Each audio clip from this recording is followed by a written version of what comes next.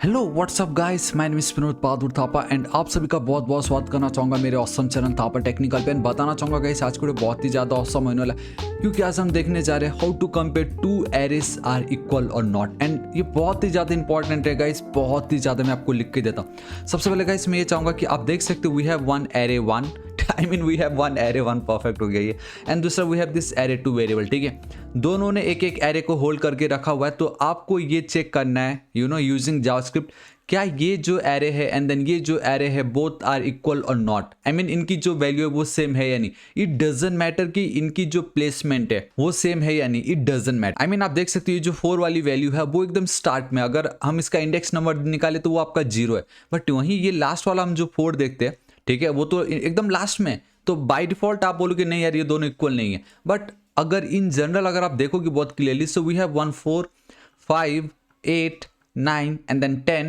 and in our array 2 we have a 4 5 8 9 and then 10। मतलब दोनों equal है exactly, भले ही वैल्यूज की जो प्लेसमेंट है वो डिफरेंट हो but both the arrays are same, उनकी जो वैल्यूज है वो एकदम सेम है। तो ये आप कैसे फाइंड आउट करोगे यूजिंग जावास्क्रिप्ट। सो गाइस मैं चाहूंगा कि आप अभी कभी करो वीडियो को पॉज, ठीक है, एंड खुद से सोचो कि आप ये कैसे कर सकते हो, एंड नीचे कमेंट करके जरूर बताना क्या आप इसको कर पाए या नहीं। ठीक है, तो गाइस मैं आज आपको एक न्यू मेथड बताने जा रहा हूं जो शायद अभी तक मैंने कवर नहीं किया होगा अपने इस चैनल में, जस्ट टू कंपेयर कि ये दोनों इक्वल है नहीं, क्योंकि बहुत ही ज्यादा इंपॉर्टेंट है। ठीक है, और गाइस तो देखिए हम इसको कैसे कर सकते हैं, इट्स सुपर डुपर इजी। ठीक है, इसके बहुत सारे डिफरेंट टेक्निक्स होंगे, लेकिन जो टेक्निक मैं आज आपको बता रहा हूँ सबसे बेस्ट होगा। ठीक है, क्योंकि वो आपके वैल्यूज को चेक कर रहा है। सो देखिए गाइस सबसे पहले हमें क्या करना है, सबसे इंपॉर्टेंट एंड सबसे क्लियर कट तो ये है कि अगर आपको दो एरे की वैल्यू सेम है या नहीं, इसको पता लगाने के लिए एक सिंपल ट्रिक तो ये है कि क्या उनकी जो लेंथ है, उनके अंदर जो वैल्यू है, क्या उनकी लेंथ बराबर है या नहीं। सपोज अगर इसमें 4 8 10 है, ठीक है, एंड ये दो मैं हटा दूं तो बहुत क्लियर कट पता चल रहा है कि इस एरे में सिर्फ 3 ही एलिमेंट्स है एंड इस वाले एरे में टोटल 5 एलिमेंट है, तो वो चाह के भी इक्वल नहीं हो सकते क्योंकि नंबर ही कम है। ऑब्वियसली दो इसमें मिस है, it means they are not equal.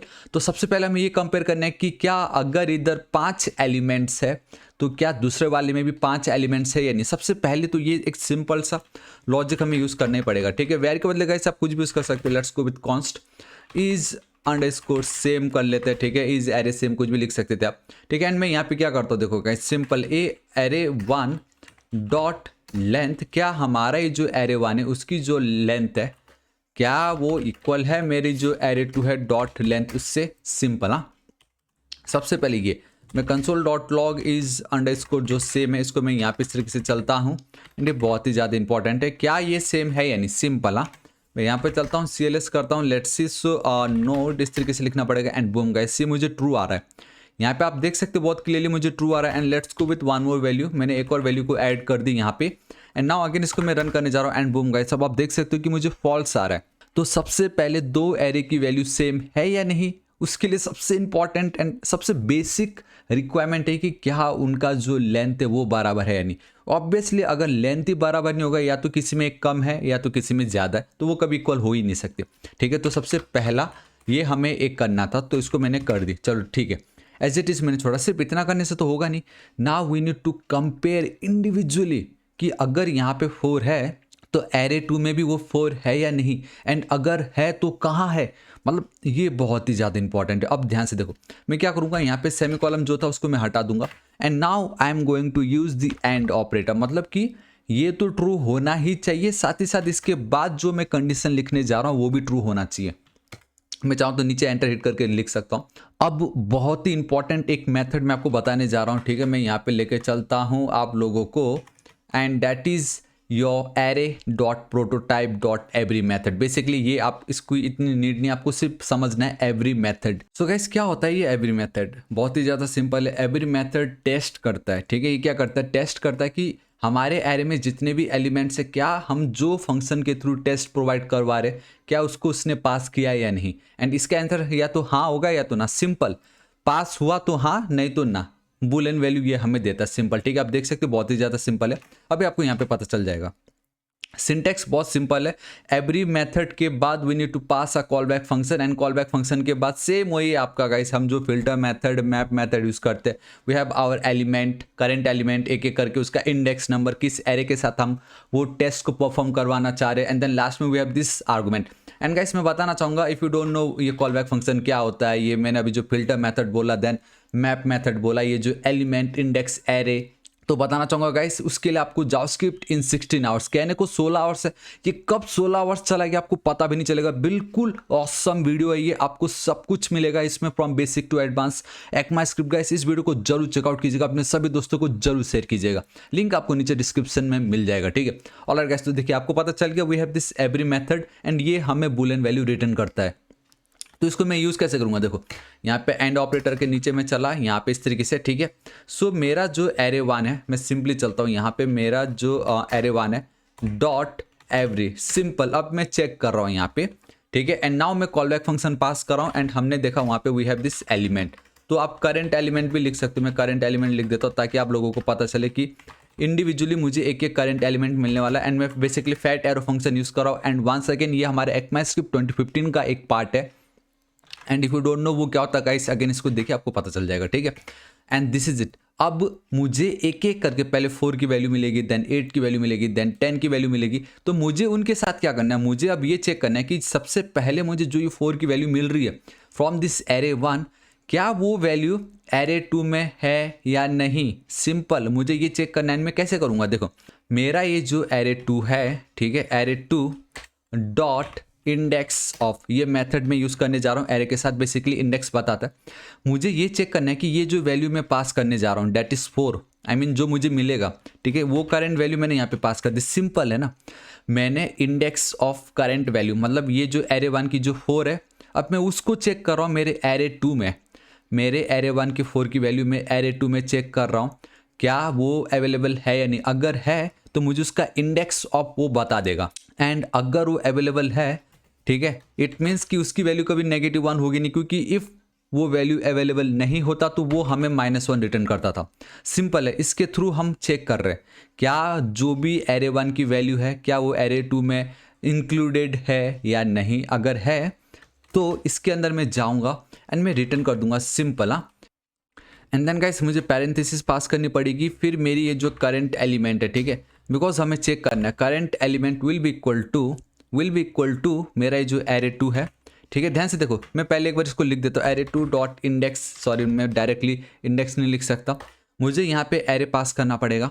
And then मेरा जो एरे 2 होगा dot again index of method, उस पर मैं क्या करूँगा, मेरा करंट एलिमेंट पास कर दूंगा, दिस इज इट, इस तरीके से। तो इसको थोड़ी देर के लिए मैं कम जूम कर देता हूँ एंड आप लोगों को दिखाना चाहूँगा कि क्या हो रहा है यहाँ पे, ठीक है।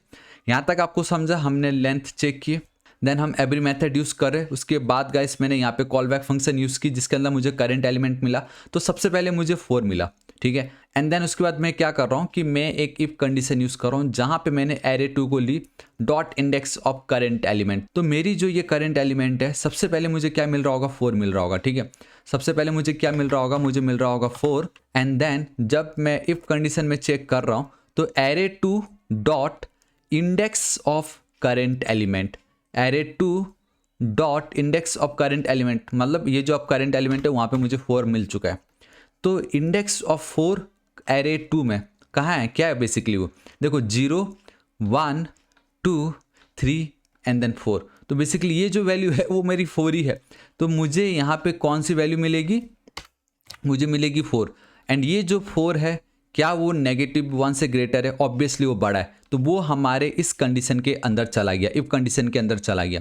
एंड देन अब मैं उसके अंदर रिटर्न करवा रहा हूँ डायरेक्ट। एंड रिटर्न क्या करवा रहा हूँ, ये चेक करके कि अब ठीक है आपको ये तो पता चल गया कि वो जो वैल्यू है एरे 1 की, ठीक है, वो हमारे एरे 2 में है, लेकिन किधर है वो भी तो मुझे चाहिए ना।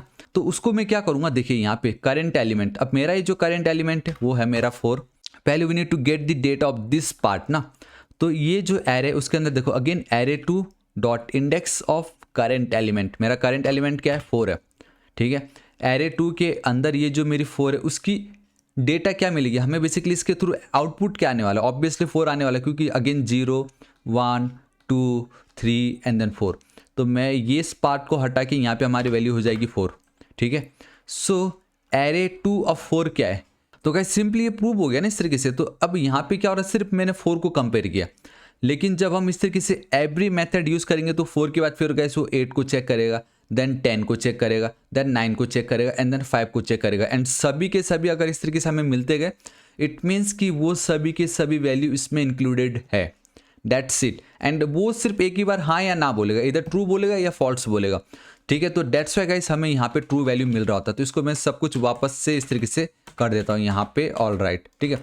Control S save. अब मैं यहाँ पे चलता हूँ, CLS करता हूँ, DIR करता हूँ, ऑल राइट, ठीक है, नोड एंड बूम गाइस मुझे ट्रू मिला। अब ध्यान से देखो, अगर सबसे पहले 4 के बदले मैं यहाँ पे कर देता लेट्स से 6, क्योंकि 6 तो है नहीं, कंट्रोल एस सेव, CLS, ठीक है। अब मैं यहाँ पे जाऊँगा तो मुझे पहले ही केस में मुझे डेटा फॉल्स मिलने वाला है, क्योंकि हमारा ये जो एरे डॉट लेंथ है वो उसने डायरेक्टली बोल दिया कि भाई फॉल्स, क्योंकि हो ही नहीं रहा है, ठीक है। लेकिन क्या हो अगर 4 मैं यहाँ से हटा दूँ, एक काम करता हूँ 4 को मैं रहने देता हूँ इंस्टेड ऑफ 5, ठीक है, मैंने इस तरीके से हटा दी। अभी दोनों की लेंथ बराबर है, दोनों की लेंथ बराबर है, तो फिर भी मुझे यहाँ पे फॉल्स आएगी। अब मैं आपको बताता हूँ, देखो क्या हुआ, फिर से अभी जो थोड़ी देर पहले मैंने आपको बताया था उसी तरीके से बताने वाला हूँ, ठीक है। तो ये वाला जो पार्ट है ये तो ट्रू हो गया, क्योंकि फेल खा गया ना, दोनों की लेंथ सेम थी, हमें उतना ही चाहिए था बस। लेकिन array 1 dot every method and then callback function में हमने करंट एलिमेंट पास की जो कि 6 है, दिस टाइम वी हैव 6 यहाँ पे, ठीक है। So if array 2 dot index of current element क्या है, सबसे पहले 6 है, तो मैंने यहाँ पे 6 पास कर दी। अब सबसे पहले बात तो ये कि array 2 dot index of 6, array 2 के अंदर 6 जो वैल्यू है उसका इंडेक्स नंबर क्या है, तो वो चेक करेगा। 5 है, 10 है, 8 है, 9 है, 4 है। एंड नाउ गाइस अब आप देख सकते हो कि मैंने बहुत क्लियरली यहाँ पे एक लाइन लिखा है, index of returns -1 if the value is not found. And obviously ये जो 6 है उसको यहाँ पे नहीं मिला, तो ये जो पोर्शन होगा मेरा, ठीक है, इसको हटा रहा हूँ, ये मुझे मिलने वाला -1।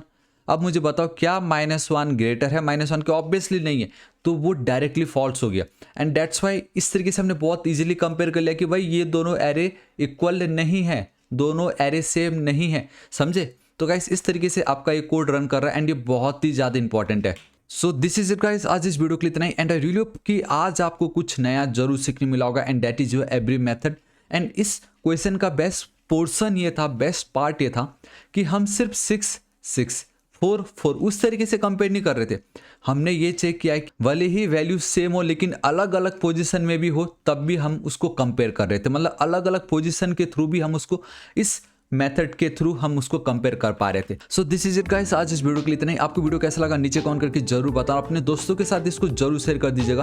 एंड बताना चाहूंगा गाइस, अगर आपको ऐसे इंटरव्यू क्वेश्चंस पसंद आते तो मैंने इसके ऊपर पूरी सीरीज बना रखी है, अभी इनको जरूर चेकआउट कीजिएगा, लिंक आपको नीचे डिस्क्रिप्शन में मिल जाएगा। एंड अभी तक अगर आपने मेरे ऑसम चैनल थापा टेक्निकल को सब्सक्राइब नहीं किया तो गाइस प्लीज सब्सक्राइब कर लीजिएगा। राइट साइड में रेड कलर का बेल आइकन एक घंटी दिखाई देगा, हिट कीजिए, क्लिक कीजिए ताकि आप डेली ऐसे ऑसम वीडियोस को मिस ना करें। So till then guys, thank you so much, take care.